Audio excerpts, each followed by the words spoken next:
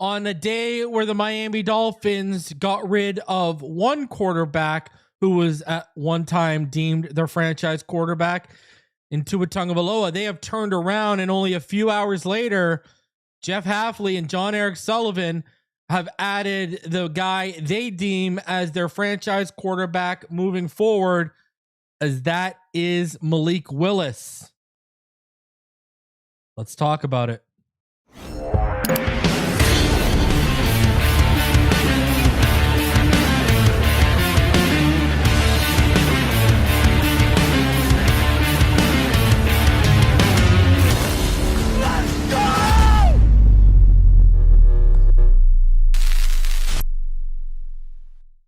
What is good, Fin Nation? What's good? It's your boy Reason.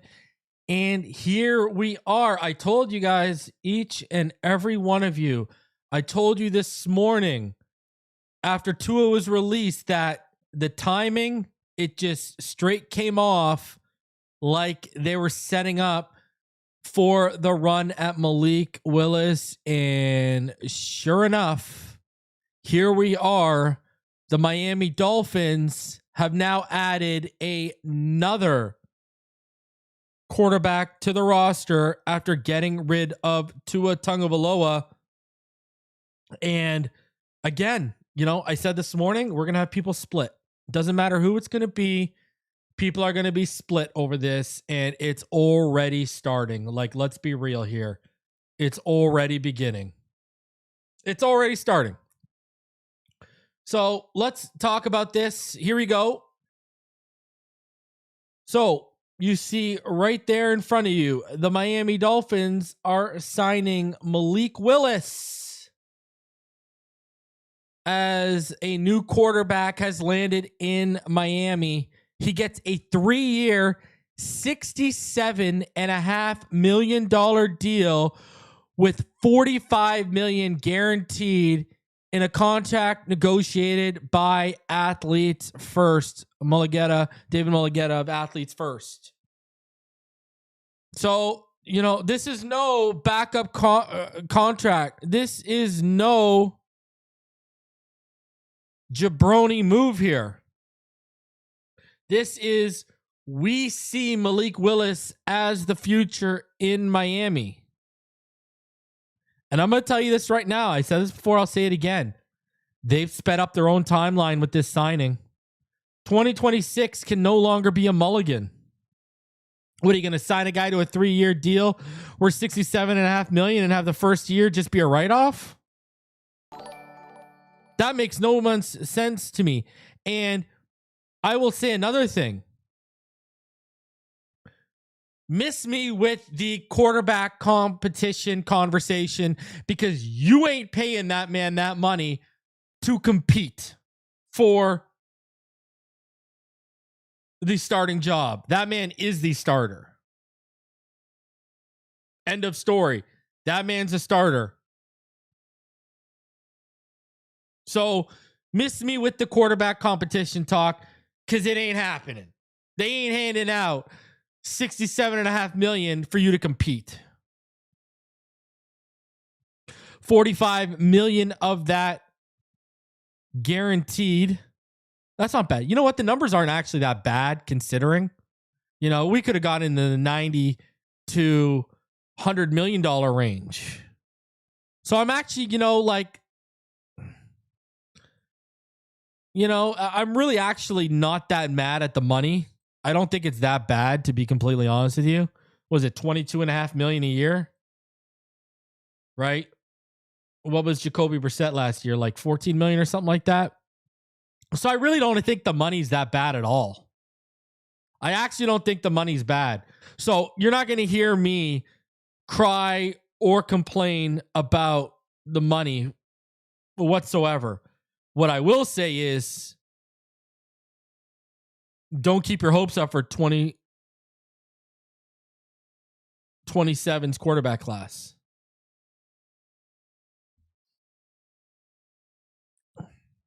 And it's another crazy thing. What's another crazy thing too is how much money we now have dedicated to this position right now. You know, that's what's the most, that's what's the craziest thing about all of this is just where we're at with the money. You know, when you look at that position. So you look at Tua. Okay, so let's keep it as is. So, you got the $99 million cap hit or whatever. So if you keep it as is, he has a $55.4 million dead cap hit. So you add on the $22.5 million, we're at almost $80 million on the quarterback position this year.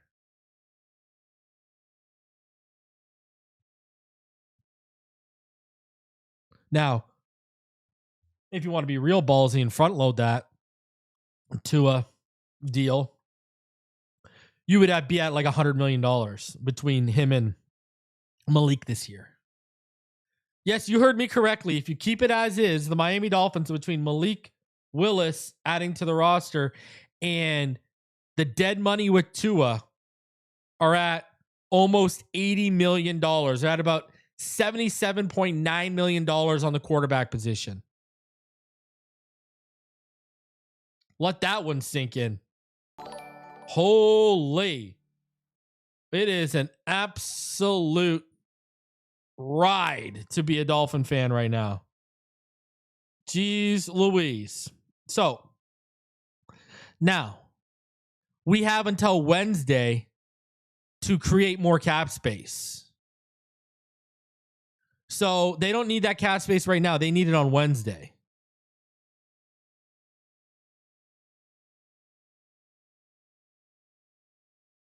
So when that cap space, we don't have to worry about that until Wednesday.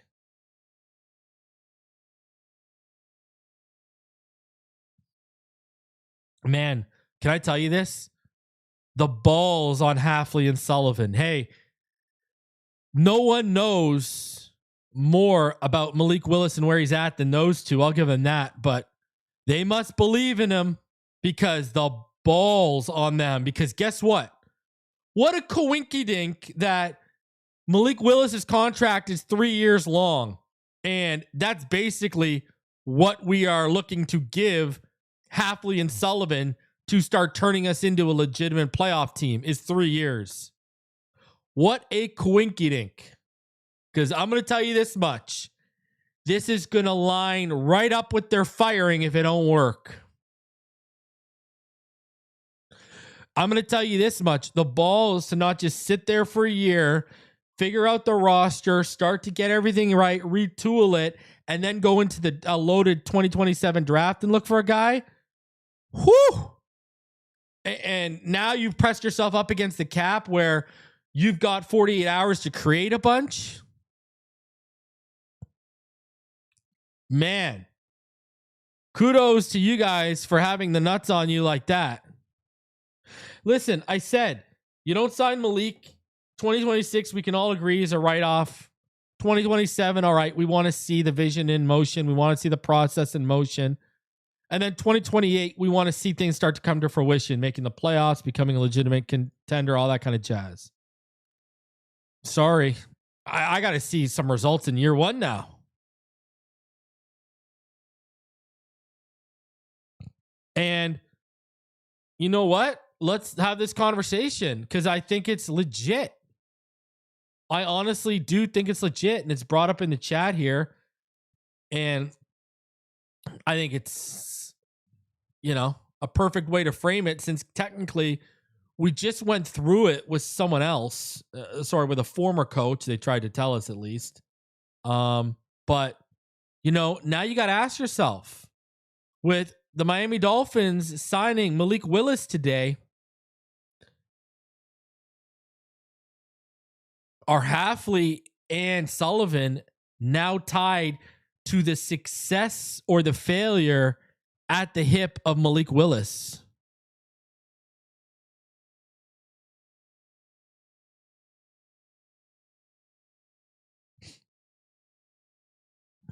They're tied to the hip, Trenton. There ain't no doubt about it. Like Tua was tied to McDaniel's hip. Same thing's happening right here. Now, for people wondering about the details of the contract, we got to wait for that to come out. That's not going to come out right now.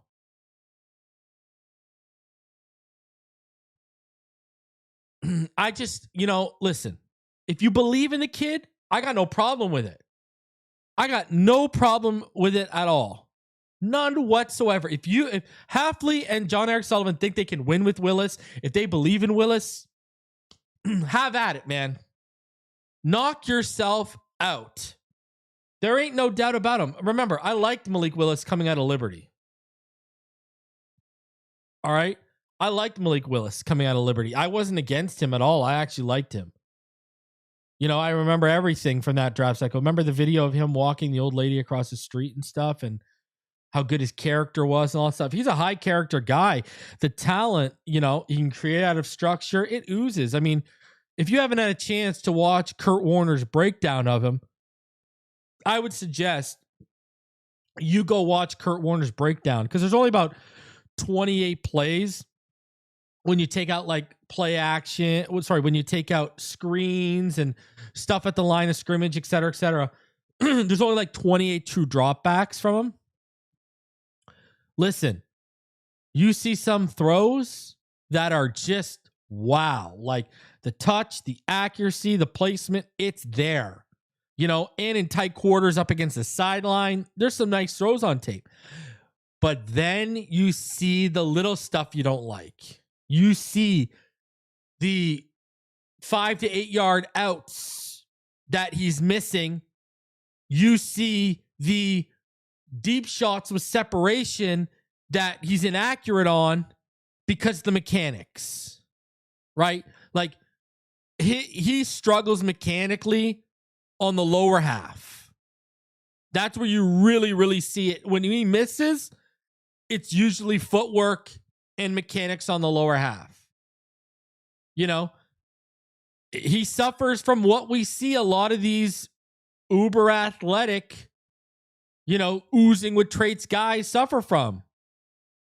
They'll miss the gimmies just because the mechanics aren't. And another thing for him too is Malik Willis will leave explosives in the passing game on the field if he feels pressure, because he's pretty quick to bail.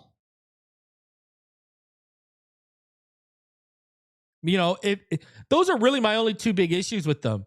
Mechanically, the lower half, and then keep your eyes downfield and keep your body upright. Don't be so quick to bail just because you feel pressure.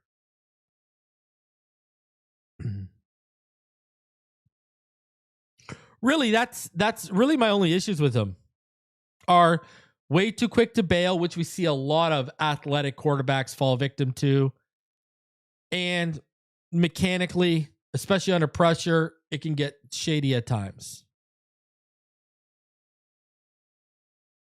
So now, I think if you want me to nitpick on Malik, the only other thing probably I'm not a huge fan of is his age. That's probably it. He's going to be 27 after the draft. So I want you to think about this. When that contract comes up, Malik Willis is going to be 30 years old.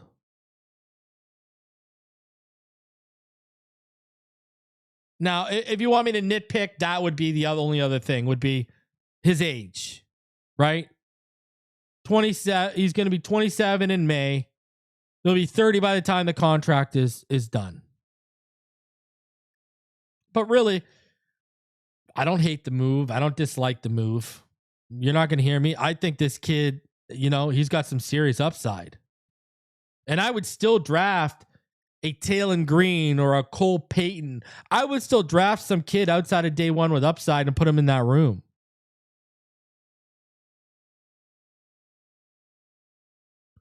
Now, I think there's serious upside with this signing. He's already got NFL reps under his belt. He's already used to the NFL game speed, environment, et cetera, et cetera. You're going to have guys coming out this year. They don't have any experience with that stuff. So listen, I think there's a lot of upside. I think there's a lot of potential. But I will say this.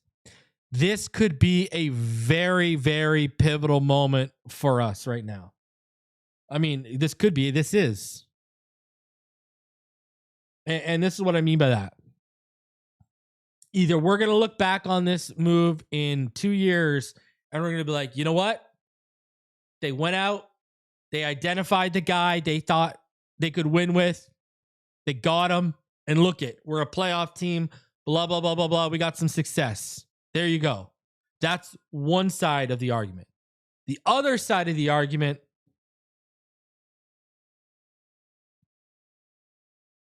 is this. What if for the next 3 years we're just a 6 to 8 win team? What if we look back on this and say, if they just would have kept their hands on the cookie out of the cookie jar, they could have landed Arch Manning, Dante Moore, whoever, CJ Carr, whoever the case is.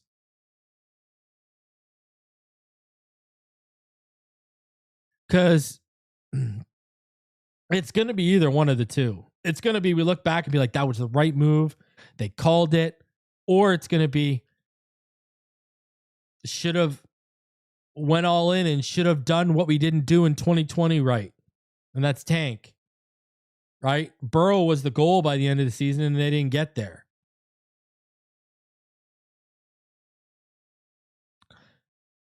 And, you know, there's going to be a lot of pushback on this move, and rightfully so. I've said this. I tweeted it out this morning. How fair is it to put this kid in this man in this position, this quarterback in this position, with what you're doing to the roster?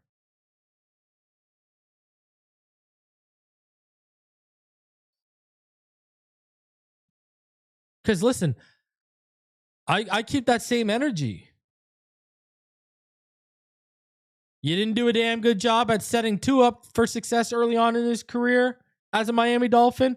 Malik Willis is about to arrive as a Miami Dolphin to a stripped down roster. On offense, besides Jaelan Waddle, Devon Achane, Aaron Brewer, and Patrick Paul, and Malik, who's kind of more of a returner, what does he have?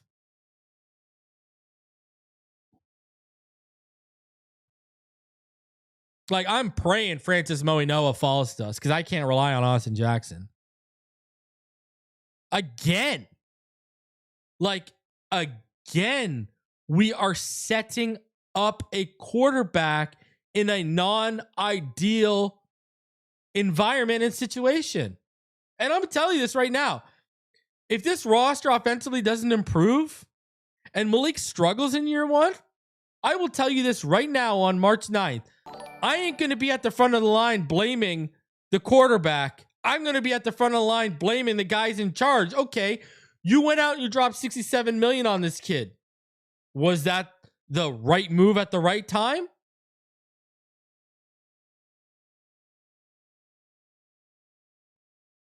And yeah, hey, I'm happy. Listen, you're giving us something to talk about. You're giving us some hope and something to be excited about. Listen, I believe in Malik Willis and his talent. He's a very talented individual. But talent can only take you so far in this league when there's two sides of the football and 11 men on each side of the football you got to depend on. Ask Dan Marino.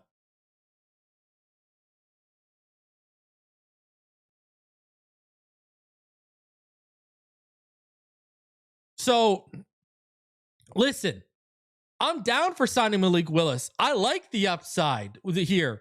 I like his potential. I think if you properly continue his development, you're going to have something with that kid for sure.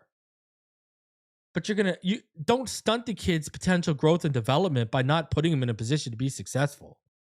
And right now I'm looking at that offense. That offense isn't an offense. The issue with this signing that some people are going to point to, and they have a valid argument, is this signing comes off as, all we just need is the quarterback, slot him in, and we're good to go. We're good to compete. But you look at the roster right now, and we're not in that position. That's the issue, the valid issue people are going to have with this signing. And people want to sit here and say, well, they're still going to draft someone this year. That, they're still going to draft someone next year. Remember, they said they're going to draft someone every year. Yes. Did you listen to what they said, though? What did they say? Go back and listen to the exact quote, ladies and gentlemen. What they said was, where they draft the quarterback is going to depend on who's on the roster right now, too. So don't leave that part out of the story. Remember, they said, yeah, we'll draft a quarterback every year, but obviously where we draft that quarterback will depend on our quarterback room. They literally said that. So don't sit here and just say, oh, well, they're just going to draft anyone if they're falls in their lap. No. They said they will draft a quarterback every year, but the position on where they take that quarterback in the draft will change based off of the quarterback room. And ladies and gentlemen, they have the starting quarterback. And what does this tell you right now? The Miami Dolphins are not in a full rebuild. You don't go into a full rebuild and then sign a franchise quarterback.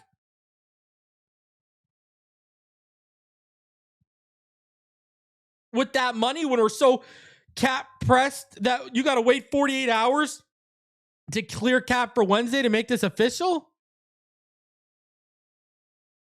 That's how strapped we are. Like I said, if you leave Tua's contract as is, and you do not move any of the money around, you are talking about you're talking about over $78 million between Tua's dead cap and Malik Willis this year.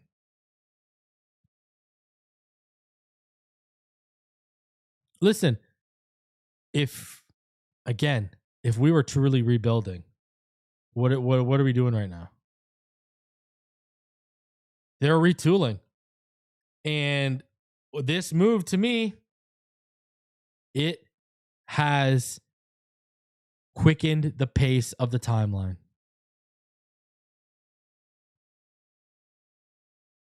You better figure this out, and you better figure it out right. You better not sign this kid and put him in a position to fail. Seriously. Because it's just going to be Greer special all over again.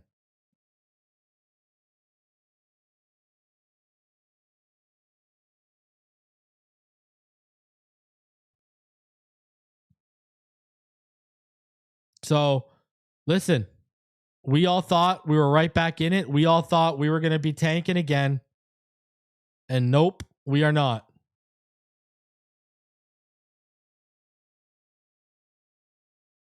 So, just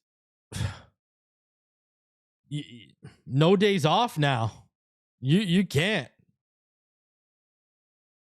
You better not set this kid up with the bare minimum, because I'll be pissed.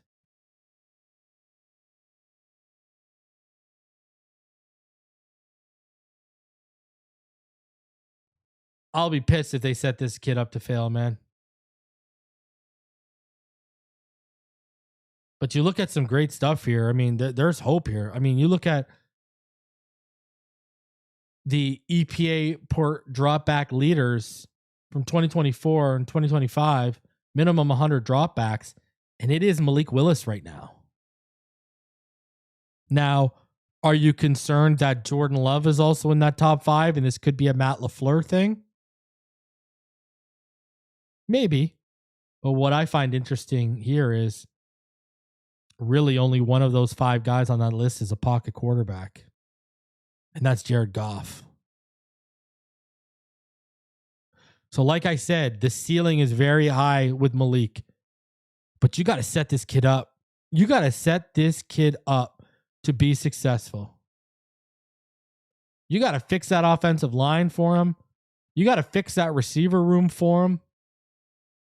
You got to set this kid up for success, not failure.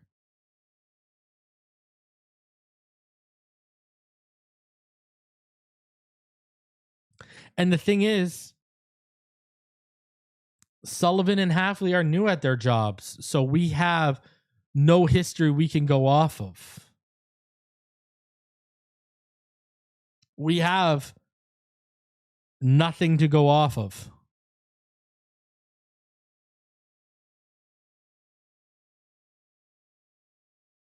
This is either going to be a really great signing or it's going to blow up in their face. There's no in between here, because in between and meddling mediocrity means they're gone too.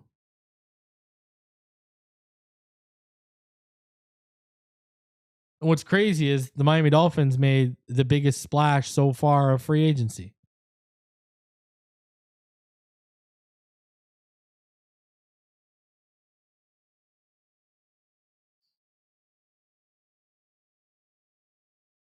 I don't know. I mean, listen, I love the player. I think, I mean, look at this. Malik Willis is $22.5 million salary. It's like 21st amongst all quarterbacks. It only eats up about 7.4% of Miami's cap. So that's not bad. Like, that's good. That is like, that's not a bad situation at all. Financially, I'm not complaining. I'm just sitting here saying,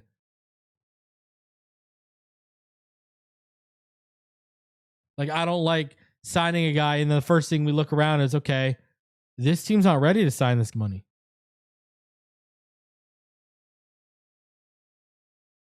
So we'll see in Malik Willis and his talent. I got to see if the talent to be successful.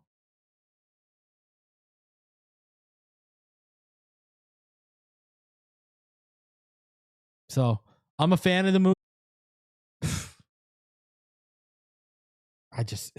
What else can you really see? And I can see people already, oh, here's Greer. But man, that new trio in Miami hitting right, huh? Malik Willis, Jaelan Waddle, Devon Achane.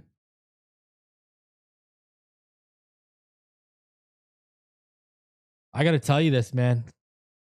Francis Moinoa or Vega Ione, we gotta solidify that offensive line for Malik. We have got to solidify that offensive line for Malik. Get that offensive line right. Don't do what this franchise did to Tua early in his career here. Set Willis up to be successful, please. Please. Could he be the type of player that doesn't need much around him to be successful? Maybe. He hasn't shown it yet. Maybe he will be. I don't know. But why even put yourself in that position to take that chance?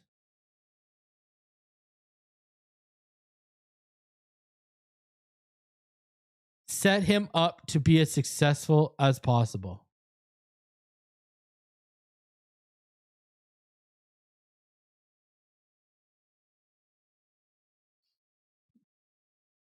So, and I still don't think there's going to be much of a competition here.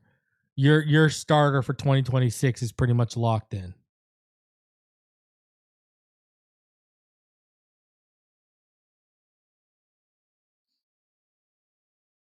Now,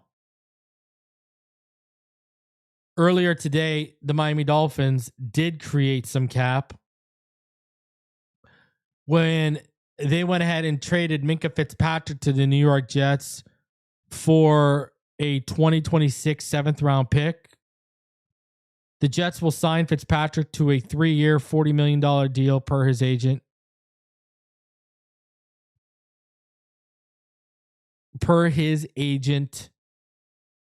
Minkah Fitzpatrick. So Minkah Fitzpatrick, he is now with the Jets.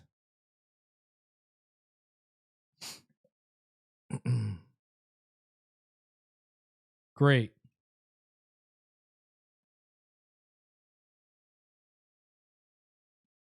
That was the one guy I was trying to keep. That was the one guy I actually wanted to stay in Miami.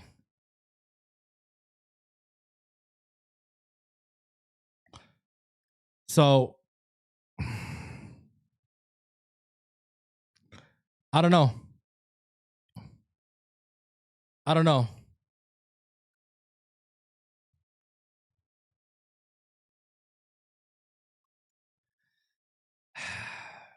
That was the one guy I wanted them to actually keep. That was the one guy I actually wanted them to keep. So, listen, what that move does now, the financial ramifications of that move. What that move does is it opens a little over $5 million for the Miami Dolphins against the cap, right? It opened up just over, I think it was about, I want to say about $5.3 million it opened up for the Miami Dolphins. That's what it opened up. So they got a little over $5 million in cap space. And I'm telling you, when I saw them create cap space with that, you knew what was happening. Right? Like you knew the money was going where the money was going. I told you guys when they got rid of Tua this morning, it felt like this was coming down the pipeline. 110%.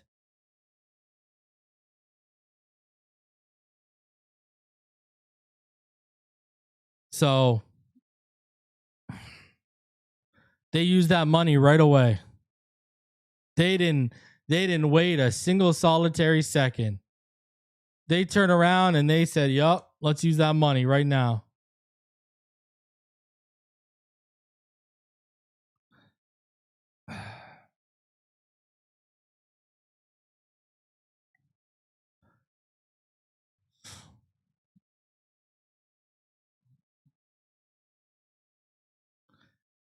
Hey, all we can say is this regime, they better know what they're doing. We ain't tanking, we're submarining. We're doing something, that's for sure. Jaelan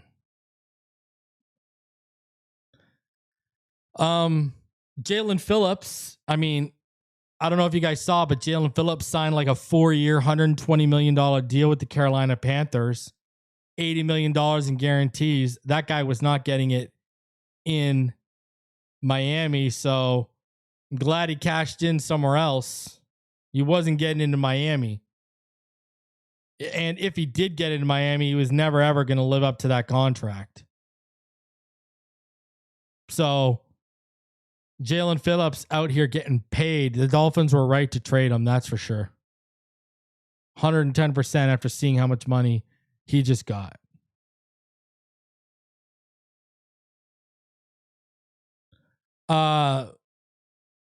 Isaiah Likely, he signed a 3-year deal with the Giants, $40 million, upside of $47.5 million. Crazy. We were never going to have a shot at something like that. Michael Pittman got traded to the Steelers because the Colts went ahead and they signed Alec Pierce.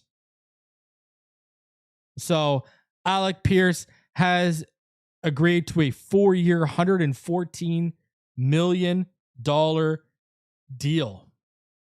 That is absolutely money. So they turned around, they traded Michael Pittman.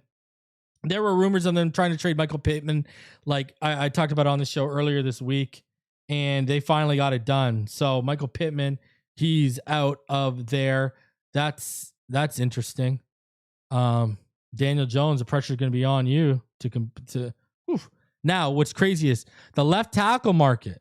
Apparently, the 49ers are open to trading Trent Williams, as well as, I don't know if you guys saw this, but Laramie Tunsil signed a new 2-year, $60.2 million extension with the Commanders. So Trent Williams, former Commander, he might be get dealt by the 49ers, and Laramie Tunsil signing a new deal with the Commanders. That's kind of wild there. And Kenneth Walker. Kenneth Walker signed a massive deal with the Chiefs. So the Chiefs are out here. They're out here spending some money and they're trying to make a run. They're trying to retool and they're trying to make a run. Kenneth Walker, that's interesting. That's interesting for sure. So he is a Chief now. And then also the Rams, after they traded for Trent McDuffie, they're signing Jaelan Watson to a 3-year deal. So the Rams have turned over their corner market. Now, Tua Tagovailoa. The word on the street is one of the teams that I named that made a lot of sense. The Falcons are making a strong early push to sign former Dolphins quarterback Tua Tagovailoa. Sources tell the insiders. With Michael Penix recovering from a torn ACL, Atlanta is making a move for an economic contingency plan and competition at the position. So Tua Tagovailoa, it made sense. You know, that was one of the teams I named that made sense for him as a backup. It made all the sense in the world, right? Made all the sense in the world. So the teams that I thought made sense were obviously the Rams, the Falcons, the Colts, the Vikings, the Texans, and the Cardinals.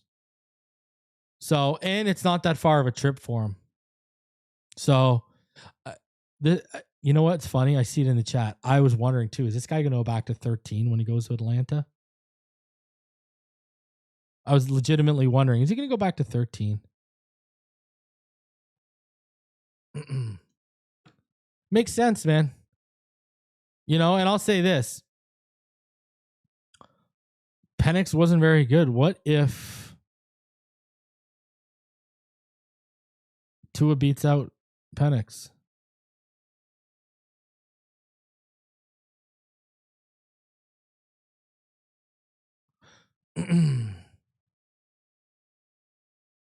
You know, what if? Now, back to Malik Willis here. The Cardinals had interest, but they didn't like the price. So, the Dolphins were also in on Geno Smith as a contingency plan if Willis fell through, but the Cardinals had interest in Willis, but it was just too expensive. Now, another thing too is Jake Bailey, our punter, has left. Jake Bailey signed a 3-year, $9 million deal with the Atlanta Falcons.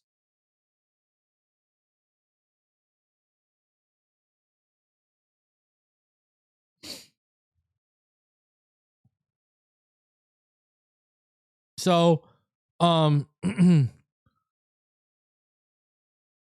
we got no punter. I mean, are we going to be taking a kicker and a punter in the draft? I was thinking about this the other night. Are we going to be in the draft looking at punters?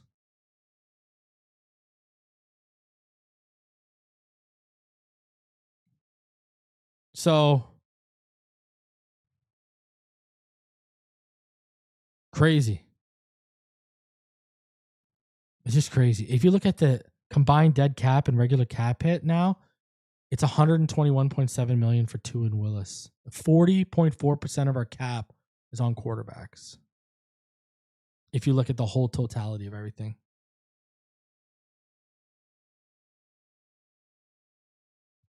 And the first 2 years are fully guaranteed. It's a 3-year, $67.5 million deal, and the first 2 years are guaranteed.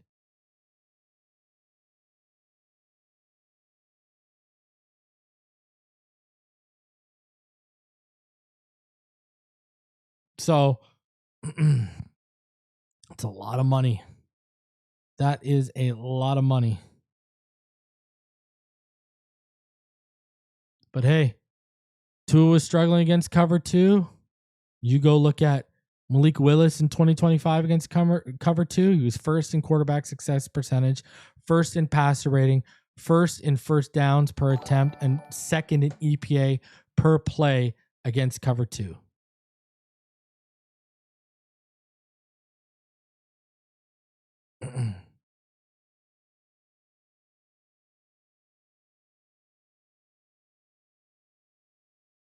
Let us call LA Chargers and see if Mike McDaniel wants a reunion with Ewers plus a 7th round. Hey, I'm down. Might as well. Ewers don't got a chance now. Where did they get the money? They got 48 hours to get more money. Only way this makes sense is if they get 5 years to make it work. Use Malik Willis as a 3-year bridge and draft one that's going to lead us, hopefully. Yeah, but 3-year bridge, I guess draft a guy next year and then let him sit for 2 years. But what if Malik hits? Such a Greer move. Flashes a little and we throw him a 3-year bag we can't afford. Poverty teams never will learn. Malik is going to die out there. Willis to Sadiq. Can you smell it? Kenyon Sadiq? Listen. Hey, we need weapons. I know we're all expecting this draft to be defensive heavy. Man, we need some offensive help in this draft. We need Francis Moinoa or Vega Ione or Kenyon Sadiq. Man, with Malik Willis now being signed and this is real now, this is reality. Help the kid out. Help the kid out. That's what I'm saying. This kid needs help.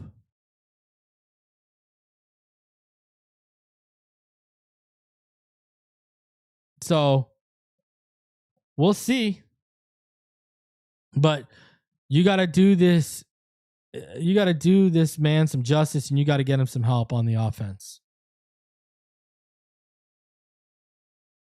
And I'm not trying to hear anything different.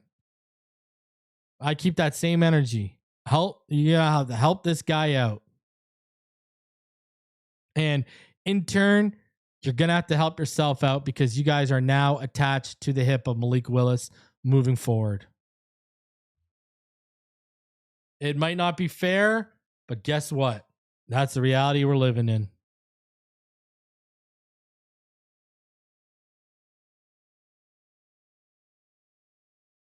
You have got to set this kid up for success. And right now I'm looking at this team and it isn't.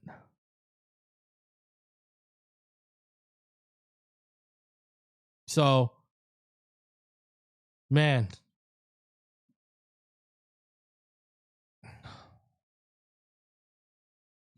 Let's see. You better set this kid up for success, man. Or you're just going to cost this kid his job and you're going to cost yourself a job.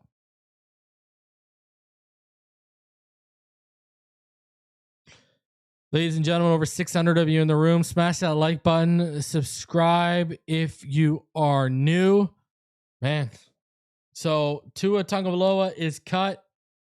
Then Minkah Fitzpatrick is traded. And just a few hours later, the quarterback for at least the next 2 years, Malik Willis, signs a 3-year, $67.5 million deal with $45 million guaranteed. The first 2 years of his contract guaranteed. Let's see what we got. Smash that like button. If you're new, go ahead and subscribe. I'm going to get out of here and I'll catch each and every one of you on the next one. Anything breaks today, you know I got you covered. When we thought they weren't going to make some splashes, looky. They went out, got rid of a guy who was a one-timer franchise quarterback, and now Hafley and Sullivan have found their franchise quarterback moving forward. Let's see how it goes. Fins up. Catch you on the next one. And go check out my Patreon and channel member update. I dropped the massive Tua update, spilling a whole bunch of tea on the situation. So check it out. Fins up. Love y'all. See you on the next one.